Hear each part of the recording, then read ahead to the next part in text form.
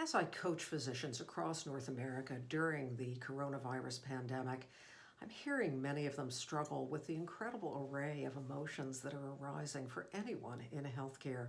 Guilt, sadness, grief, anger, frustration, annoyance, the full spectrum of challenging emotions that we can experience during a difficult time. And we don't learn a lot in healthcare about how to manage our own emotions. In other words, how to be emotionally intelligent. And learning to do so can really make us more resilient to all of the difficulty. My name is Dr. Gail Gazelle. I'm a former hospice physician and now an executive coach for physicians and physician leaders. I also have the privilege of being a part-time assistant professor at Harvard Medical School. I want to tell you about a protocol, the S.T.O.P protocol for taking a purposeful pause, and I've used this with hundreds of physicians that I've worked with, and they found it enormously helpful to manage the difficult emotions that they can find themselves experiencing. So the S.T.O.P protocol begins with the S. We stop. We take a pause, even if it's for 5 or 10 seconds. T. Take 3 slow, deep breaths. Doing so engages the parasympathetic nervous system, putting the brakes on what can be an emotional and sympathetic storm of hormonal activity. O. Move into the stance of an objective observer who is viewing you and who is viewing you with tremendous compassion.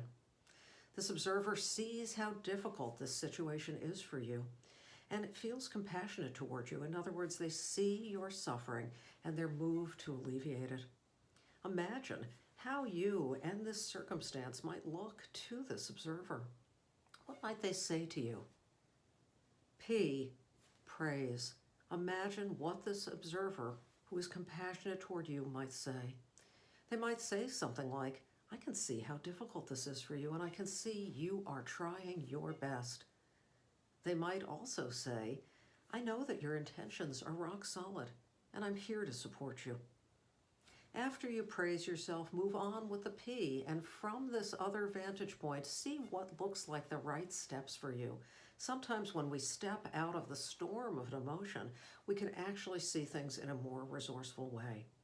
So S, stop, take that pause. T, take 3 slow, deep breaths. O, move into the stance of this compassionate observer. And P, praise and proceed. This is going to take practice.